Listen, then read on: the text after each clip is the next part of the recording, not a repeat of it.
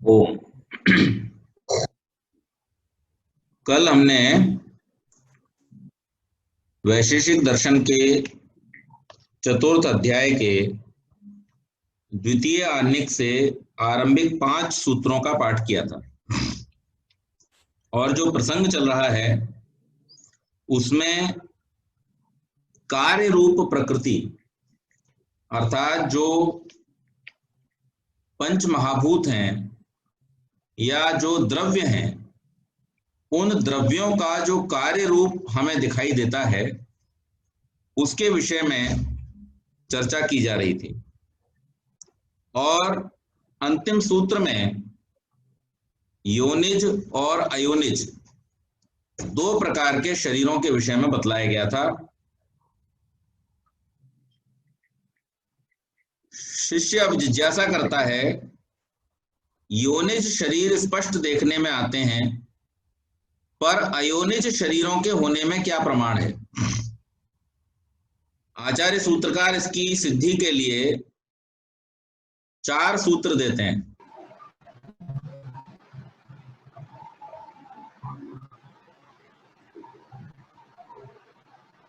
तो इसके लिए सूत्रकार 4 सूत्र देते हैं। पहला, अनियत दिग्देश पूर्वकत्वात्। पहला जो कारण बतलाया, जो हेतु दिया है, वो है अनियत दिग्देश पूर्वकत्वात्, यानी परमाणु पूर्वक होने से अयोनिज शरीरों की रचना के लिए पारमेश्वरी व्यवस्था के अनुसार जो परमाणु प्रवृत्त होते हैं अथवा प्रगति करते हैं, उनके दिग्देश गर्भाशय तथा रजवीर संयोग आदि के रूप में नियत नहीं रहते। योनिज उत्पत्ति संबंधी इन नियत व्यवस्थाओं की वहां उपेक्षा रहती है। वे परमाणु द्वैणुक आदि परंपरा से रचना के विशिष्ट स्तरों को पार करते हुए अयोनिज शरीरों की उत्पत्ति में समर्थ होते हैं। इस रचना में योनि का उपयोग न होने से इन शरीरों को अयोनिज कहा जाता है। तो यहां पर जब यह प्रश्न किया गया कि जो संसार में प्राणियों की उत्पत्ति होते हुए देखी जाती है, जैसे हम पक्षियों को, पशुओं को, मनुष्यों को जन्म लेते हुए देखते हैं, तो योनिज अर्थात गर्भाशय आदि से उत्पन्न होने वाले जो प्राणी हैं, उनकी उत्पत्ति रचना संसार में स्पष्ट दिखाई देती है। लेकिन जो अयोनिज हैं, उनको किस प्रकार से समझा जाए? तो उसके लिए ऋषि ने कहा कि जो अयोनिज प्राणियों के निर्माण में, उनके शरीरों के निर्माण में परमाणु का संयोग है, वो परमेश्वर की व्यवस्था से होता है। उसमें किसी भी प्रकार के गर्भाशय आदि की आवश्यकता नहीं होती, उसकी उपेक्षा रहती है। और इस प्रकार से अयोनिज शरीरों का जन्म होता है। फिर आगे कहा, शरीर के उपादान कारण परमाणुओं की इसी स्थिति को अभिव्यक्त करने के लिए इस सूत्र में अनियत दिग्देश का प्रयोग किया गया। नियत दिग्देश कौन सा है? कि जहां गर्भ से प्राणियों का जन्म हो रहा है तो वहां नियत हो गया। लेकिन अनियत का अर्थ क्या है? जहां पर कोई नियत स्थान न हो, उसके लिए इस शब्द का प्रयोग किया गया है। ऐसे शरीर सब देश एवं सब दिशाओं में उत्पन्न होते रहते हैं। इनके लिए नियत देश व दिशा की अपेक्षा नहीं रहती। तो ये अयोनिज शरीरों के विषय में पहला हेतु दिया। दूसरा सूत्र दिया, धर्म विशेषाच। धर्म विशेष से जीवात्मा अपने शुभ अशुभ कर्मों को करते हुए आगे आने वाले शरीरों को धारण करता है। जिसके शुभ कर्म होंगे उसके अनुसार उसे वैसा शरीर मिलेगा, जिसके अशुभ कर्म होंगे उसके अनुसार उसको वैसा शरीर मिलेगा। तो जैसे धर्म अधर्म रूपी शुभ और अशुभ कर्म जीवात्मा करता है, उस प्रकार के शरीर उसको प्राप्त होते हैं। ये बात योनिज अयोनिज दोनों प्रकार के शरीरों में समान है, पर दोनों जगह सुख दुख प्राप्ति आदि में भेद होने तथा शुभ अशुभ कर्मों के उत्कर्ष के कारण अयोनिज शरीरों की प्राप्ति में इनका विशेष दायित्व रहता है। आत्माओं के अपने उत्कृष्ट शुभ अशुभ कर्म उन शरीरों की प्राप्ति में निमित्त होते हैं। उत्कृष्ट धर्म विशेष से देव ऋषि आदि उनके अयोनिज शरीर सर्गादि काल में प्राप्त होते हैं। तो जिनके बहुत उत्कृष्ट कर्म हैं या जो केवल और केवल कर्म योनि में आ रहे हैं, जो उभय योनि में नहीं आ रहे, जैसे मैंने आपको पहले सांख्य दर्शन के समय में बतलाया था कि मनुष्यों में भी 3 हैं। कौन से? एक है कर्म योनि, एक है देव योनि और एक है उभय योनि। तो हम लोग जो सामान्य लोग हैं वो किस में आते हैं? उभय योनि में, यानी हम कर्म भी करते हैं और फल भी भोगते हैं। जो स्वर्ग के यानी इस सृष्टि के आदि काल में अमैथुनी सृष्टि में उत्पन्न हुए जो ऋषि आदि थे, वो कैसे थे?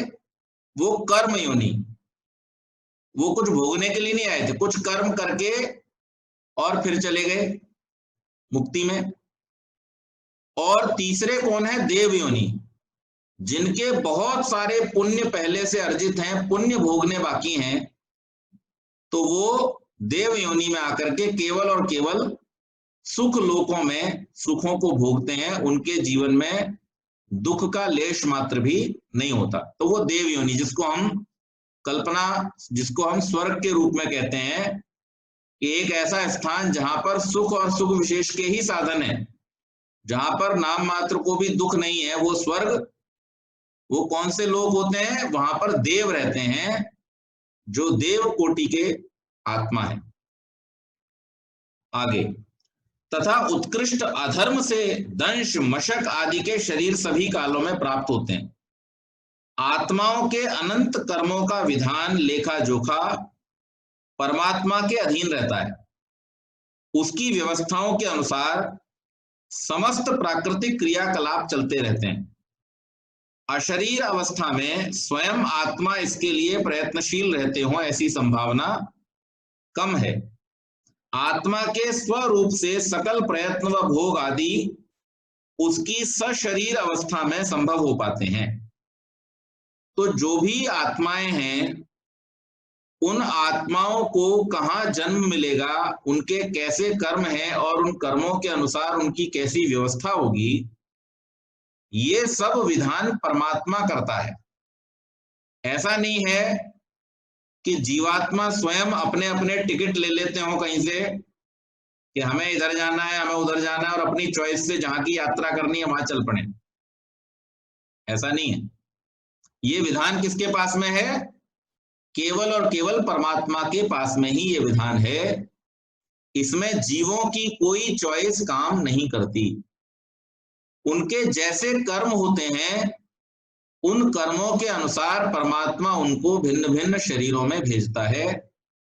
उन शरीरों में भी उत्कृष्ट या निकृष्ट किस प्रकार के शरीर में वो जाएंगे, कैसा जीवन वो पाएंगे, इसका निर्णय भी उनके कर्मों के अनुसार ही परमात्मा के द्वारा किया जाता है। अब कर्म योनि होने में, उभय योनि होने में और देव योनि होने में क्या फर्क है मनुष्यों में, उसको भी थोड़ा सा समझ लेंगे यहां पर। कि जो देव योनि वाले हैं, उनके प्रारब्ध बहुत उत्तम कर्मों के रूप में संचित हैं और अब उन्होंने केवल और केवल उन प्रारब्धों को भोगना है।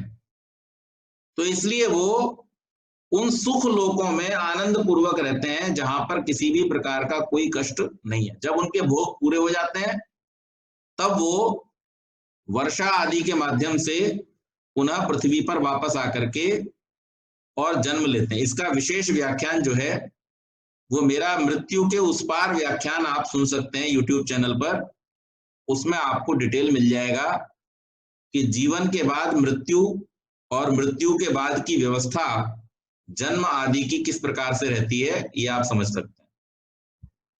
और अगर आपको उन देवलोकों के बारे में जानना है कि वो कौन से लोक हैं जहां पर जाकर के ये दिव्यात्माएं रहती हैं और आनंद भोगती हैं, तो उसके लिए मेरा सप्तलोक के शीर्षक से एक व्याख्यान है, उसको आप सुन सकते हैं। उसमें आपको पूरा डिटेल मिल जाएगा कि मृत्यु के बाद और अगला जन्म धारण करने से पहले जो पुण्य आत्माएं देव योनियों में आती हैं वो कहां जाते हैं और किस प्रकार से अपने कर्मों के फलों को भोगते हैं। अस्तु, तो ये हो गया देव योनि के विषय में। दूसरा है कर्म योनि।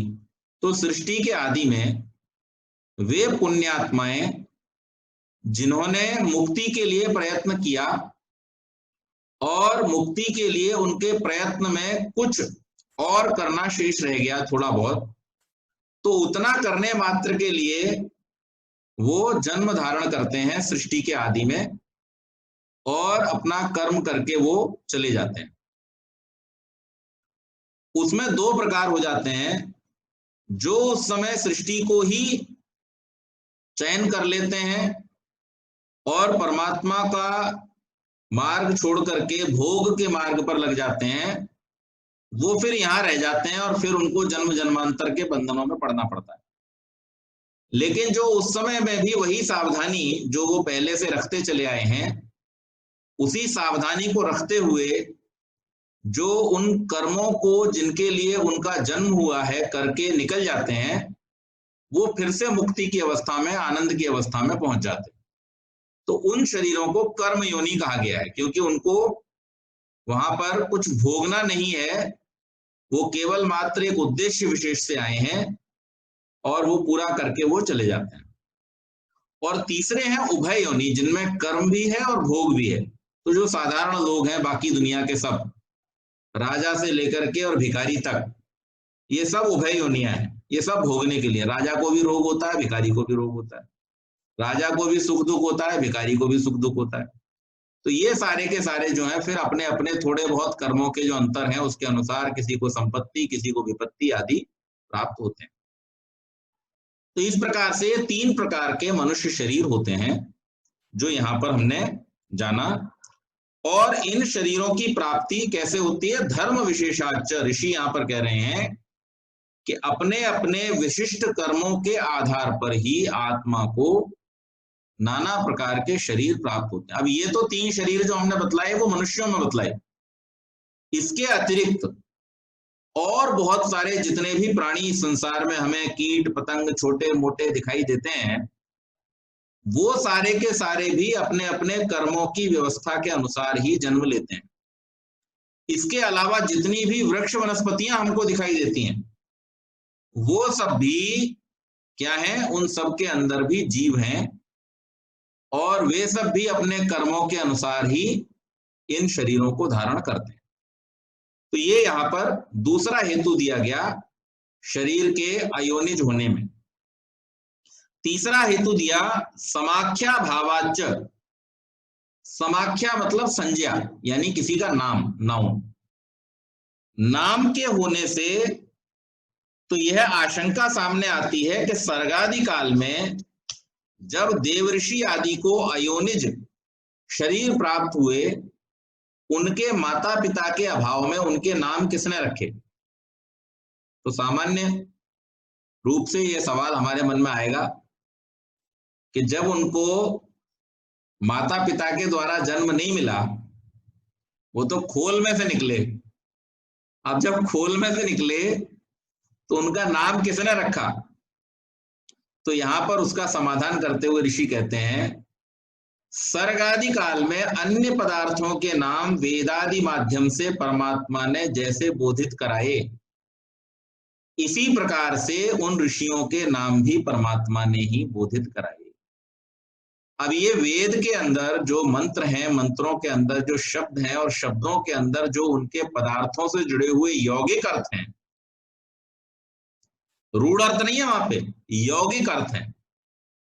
और उन यौगिक अर्थों को जिसने जनाया, एक अग्नि शब्द के सैकड़ों अर्थ और सैकड़ों शब्दों का अग्नि अर्थ, ये ज्ञान किसने कराया? अगर हम मनुष्य के ज्ञान की तुलना करें, जो डार्विनवाद में कहा जाता है कि मनुष्य ने धीरे धीरे होकर के ज्ञान की वृद्धि कर ली होगी, ऐसा होना संभव ही नहीं है, सृष्टि नियम के विरुद्ध है। ज्ञान की कभी वृद्धि नहीं होती, ज्ञान की हमेशा प्राप्ति होती है, वृद्धि आप कर ही नहीं सकते। और इसीलिए जिन बड़े बड़े वैज्ञानिकों ने ये रियलाइज किया, आगे चल करके अपने जीवन की मैच्योर स्टेज में पहुंच करके जब उन्होंने ऋषियों की बातों को रियलाइज किया, तो उनको समझ में आया और फिर उन्होंने इस प्रकार के स्टेटमेंट दिए कि हमने तो केवल नियमों की खोज की है, नियम बनाने वाले हम नहीं है। नियम बनाने वाली कोई और शक्ति है जिसने इस संसार को नियमों में बांध करके रखा है, जो इस संसार के नियमों को बनाने वाला और चलाने वाला है। क्या सूर्य किस सिद्धांत पर गति कर रहा है? क्या सूर्य और पृथ्वी के बीच आकर्षण का एक बल जो इन दोनों को आपस में एक दूसरे के सापेक्ष गति कराता है, इस नियम को जान लेने मात्र से क्या कोई सूर्य और पृथ्वी की गति को करा रहा है, ऐसा मान सकते हैं? ऐसा नहीं मान सकते, क्योंकि हमने सिर्फ सूर्य और पृथ्वी की जो आपेक्षिक सापेक्षिक गतियां हैं उनको जाना है, वो कराने वाले हम नहीं हैं। और कराने वाला कौन है? तो उसके लिए वेद हमको उपदेश करता है। ये न द्यौरुग्रा पृथ्वी च दृढ़ा ये न स्वस्तवितम ये न नाकः यो अंतरिक्षे रजसो विमानः कस्मै देवाय हविषा विधेम। हम रोज बोलते हैं प्रार्थना में, क्या कह रहा है ये मंत्र? कि जो इस ब्रह्मांड के बड़े बड़े उग्र स्वभाव वाले और शांत स्वभाव वाले ग्रहों नक्षत्रों को बना करके आकाश में ऐसे उड़ाता है जैसे पक्षी उड़ते हैं, उस परमात्मा के लिए हम अपनी विशेष भक्ति करें। तो ये उड़ाने वाला, चलाने वाला, बनाने वाला, नियमों को रचने वाला कौन है? वो तो परमात्मा है। और उसी के बनाए हुए नियमों के आधार पर ये सारा का सारा संसार चल रहा है। और इस संसार में जीवन को ठीक प्रकार से जीने के लिए उसने सब प्राणियों को सामान्य बुद्धि दी है, लेकिन अपने प्रतिनिधि के रूप में, अपने रिप्रेजेंटेटिव के रूप में इस संसार की व्यवस्थाओं को और सुंदर बनाया जा सके और लोकली इनका थोड़ा बहुत मैनेजमेंट किया जा सके, इसके लिए उसने एक प्राणी ऐसा बनाया जिसमें अपने ज्ञान का कुछ अंश उसने रख दिया। लेकिन उस ज्ञान का अंश रखते समय उसने उसके साथ में एक पुरुषार्थ जोड़ दिया कि पुरुषार्थ करोगे तो प्राप्त होगा, नहीं तो नहीं प्राप्त होगा, नहीं तो तुम भी जानवर की तरह रह जाओगे। और सृष्टि के आदि में वो ज्ञान जो था वो उन पुण्यात्माओं को दिया जिन्होंने पिछली सृष्टियों में इसको प्राप्त करने का प्रयास किया था, उनको वो दे दिया कि अब तुम इस ज्ञान को आगे बढ़ाओ। और तब से लेकर के अब तक वो ज्ञान हमारे पास निरंतर चला आ रहा है श्रुति परंपरा से।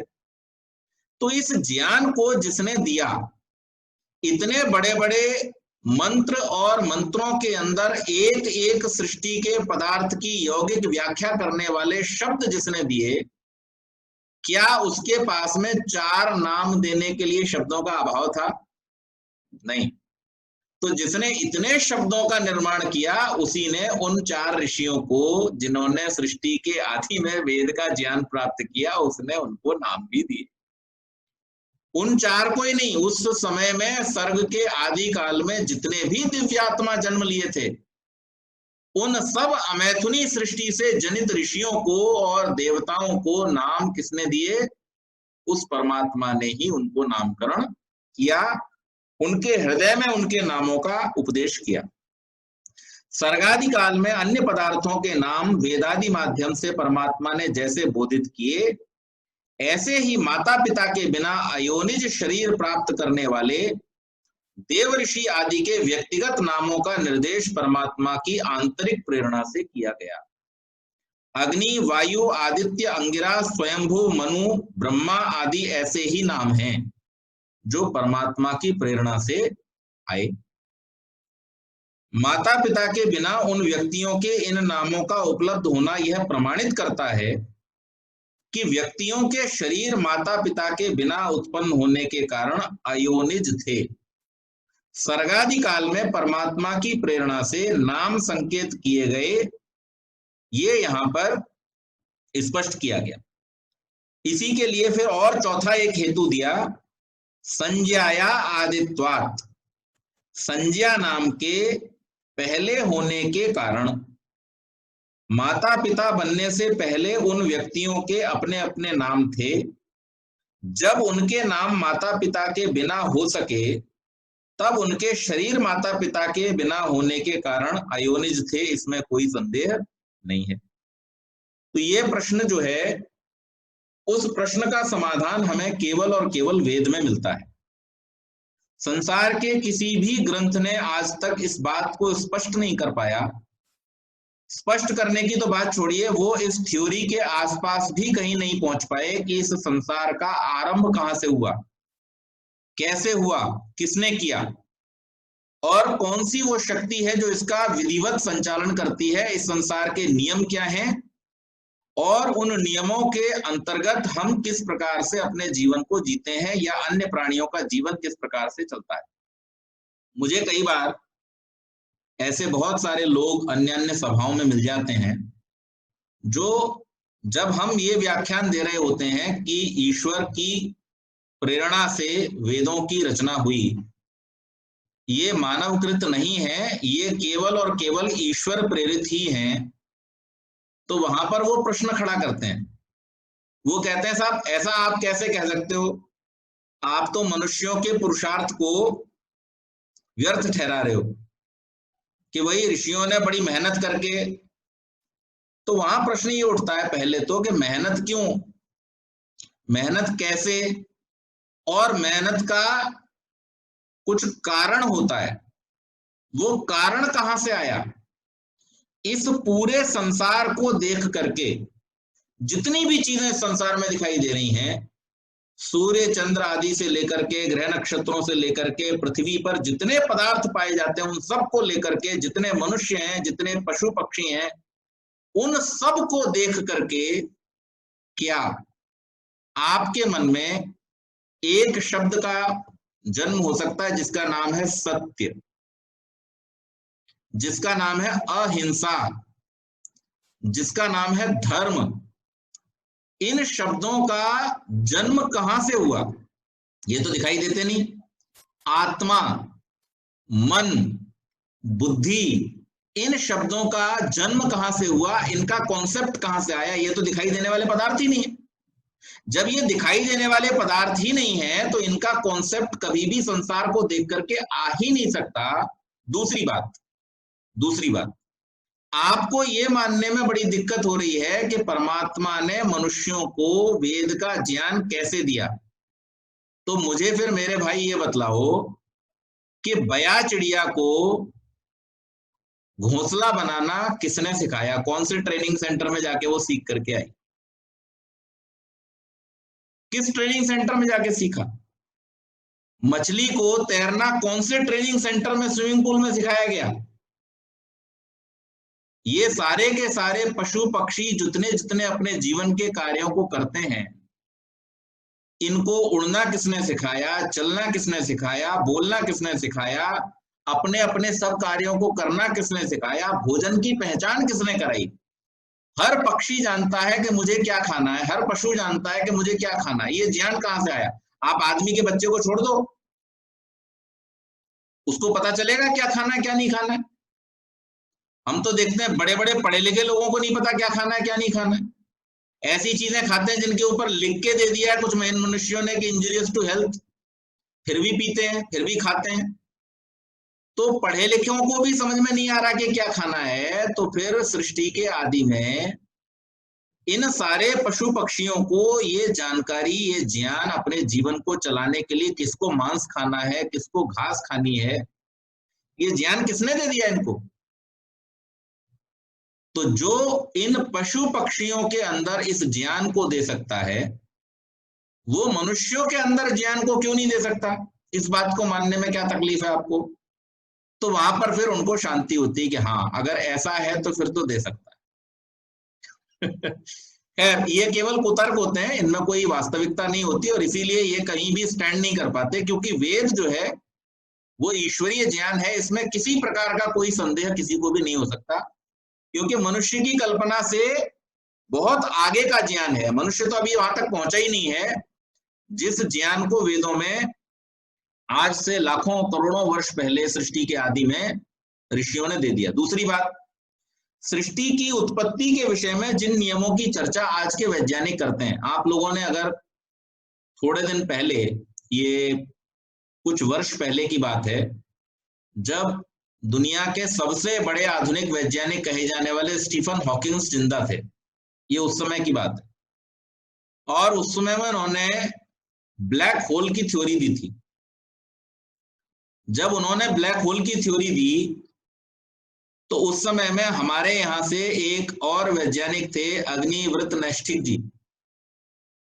वो अच्छे भौतिक विज्ञान के जानकार व्यक्ति हैं, सन्यासी हैं।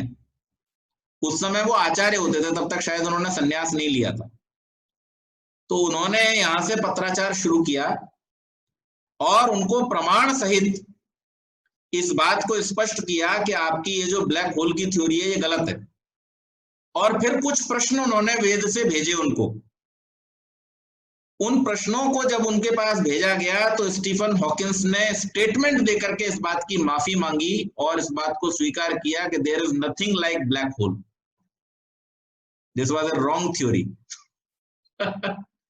जिस थ्योरी को हमारे कणाद आदि ऋषियों ने लाखों वर्ष पहले, वेद के ऋषियों ने करोड़ों वर्ष, अरबों वर्ष पहले इस सृष्टि के आदि में जो हमको दे दिया, कृष्णेन रजसा, कि आकर्षण के द्वारा सूर्य से पृथ्वी बंधी हुई है।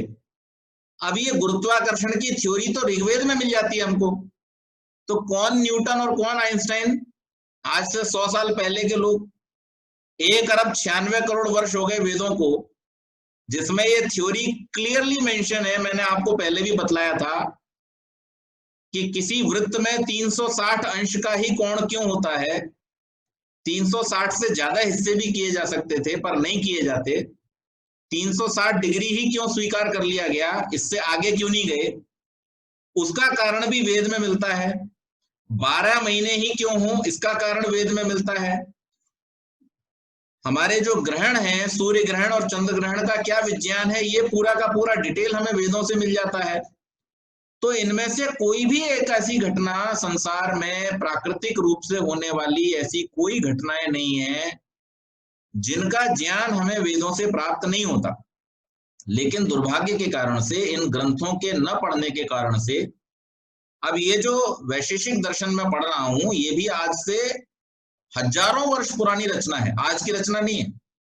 और इसमें आप अभी आगे आने वाले चीजों में, चैप्टर्स में देखेंगे कि जिस न्यूक्लियर फिजिक्स और क्वांटम फिजिक्स के ऊपर आज सारा का सारा विज्ञान टिका हुआ है, जितनी भी मॉडर्न साइंस टिकी हुई है, वो सारा का सारा विज्ञान कणाद ऋषि ने इसमें स्पष्ट कर दिया है। अभी शरीर क्रिया विज्ञान से जुड़ी हुई जितनी भी बातें हैं उनको इन 2 चैप्टर में ऋषि स्पष्ट कर रहे हैं। ऐसा ज्ञान आपको संसार में जो आधुनिक कही जाने वाली पुस्तकें हैं उनमें इतने एब्सोल्यूट फॉर्म में नहीं मिलेगा। वहां पे केवल कॉन्सेप्ट्स हैं जो लोगों ने दी हुई हैं, लेकिन उन कॉन्सेप्ट्स का बेस क्या है ये बताने में वो फेल हो जाते हैं। लेकिन यहाँ जितनी भी बातें कही जा रही हैं उन सारी की सारी कॉन्सेप्ट्स का नेचुरल भी दिया गया है बेस, कि प्रकृति में इसका बेस कहाँ है, ईश्वर के नियमों के अनुसार इसका बेस कहाँ है, और उसके साथ साथ शब्द प्रमाण के रूप में वेद का भी यहाँ पर रेफरेंस दिया गया है कि वेद से भी ये बात प्रमाणित होती है।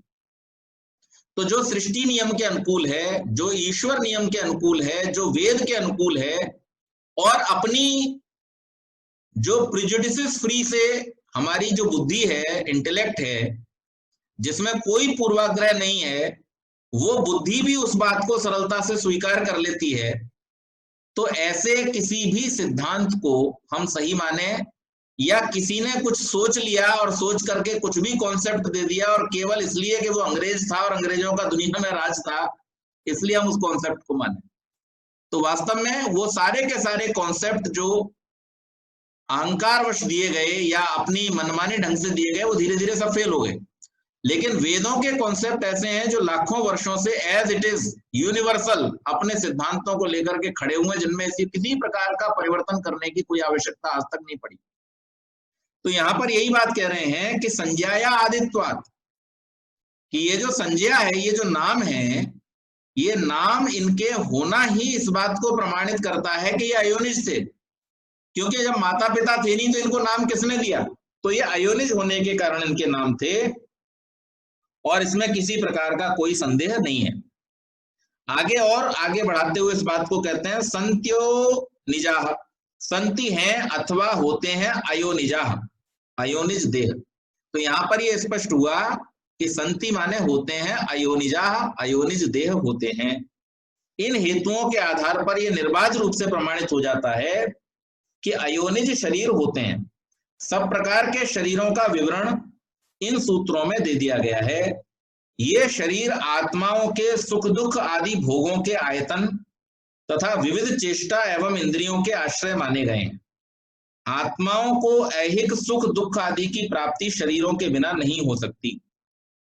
अब इसका उपसंहार करते हुए लिखते हैं वेद लिंगाच, अंत में क्या कहा कि ये बात जो हमने कही है ये वेद के प्रमाण से है, अर्थात इसमें केवल सांसारिक प्रत्यक्ष जो प्रमाण है वो तो हमने प्रस्तुत कर ही दिए, अनुमान के द्वारा इसको प्रमाणित करा ही दिया, लेकिन उसके साथ साथ शब्द के रूप में इसमें वेद का प्रमाण भी सम्मिलित है। यहां पर कहा है एक वेद रूप लिंग अर्थात प्रमाण तथा दूसरा वेद मूलक लिंग प्रमाण ब्राह्मण आदि ग्रंथ। तात्पर्य हुआ वेद तथा वेद मूलक अन्य वैदिक साहित्य अयोनिज शरीरों के होने में प्रमाण हैं। ऋग्वेद में आता है कि जो हमारा पालक और उत्पादक है, न केवल हमारा प्रत्युत जो समस्त विश्व का विधाता और प्राणियों के कर्मों का ज्ञाता है, जो एकमात्र अग्नि वायु आदि देवों के नामों का धाता यानी स्थापन करने वाला है, उस परमेश्वर के विषय में साधारण अज्ञानी जन प्रश्न किया करते हैं कि परमेश्वर कौन है। उस परमेश्वर के अंतर्यामी प्रेरयता रहते ही आपस नामक प्रकृति रूप मूल तत्व जगत उत्पत्ति के लिए गर्भ धारण करते हैं, जहां समस्त देव संगत हो अभिव्यक्त होते हैं।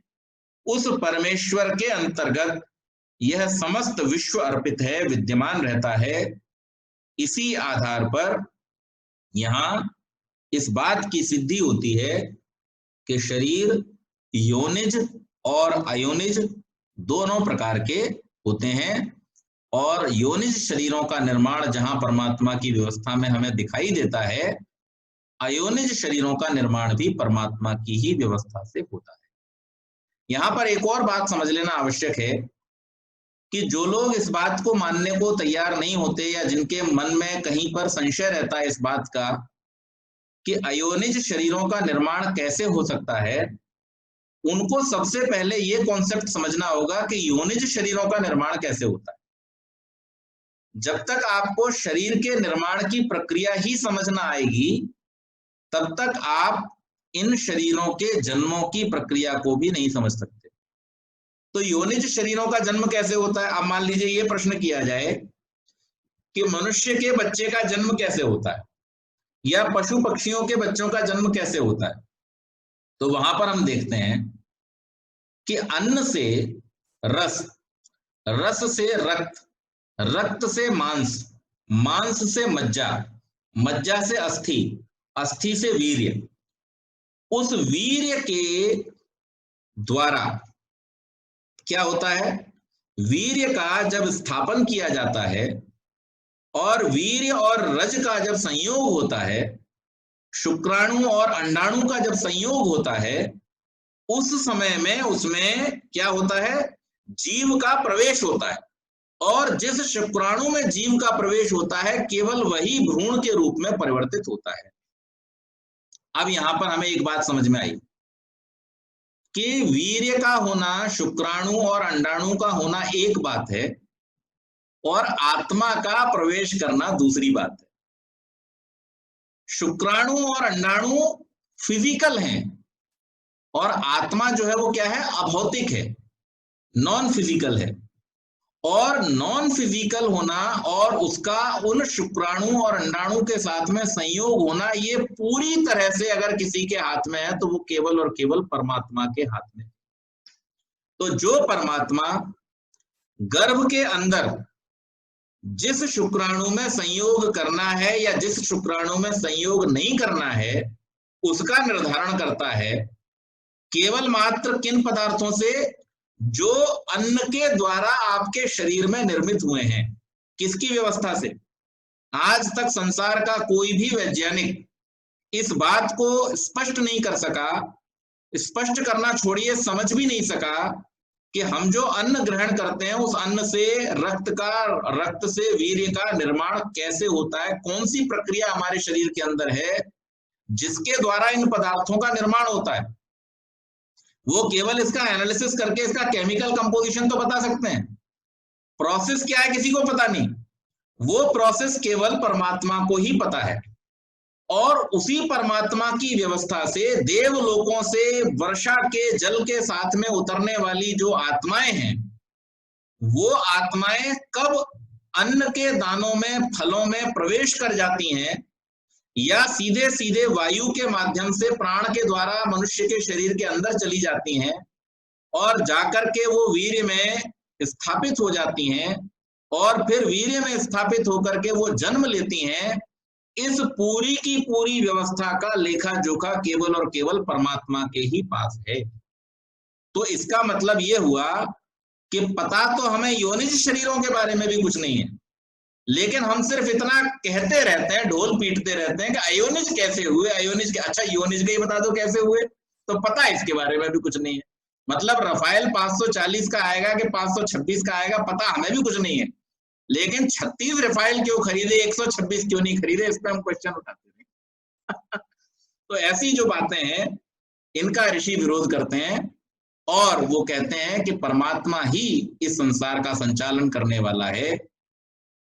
उसके सिद्धांतों को, नियमों को जानने का समाधिस्थ होकर के प्रयास करना चाहिए।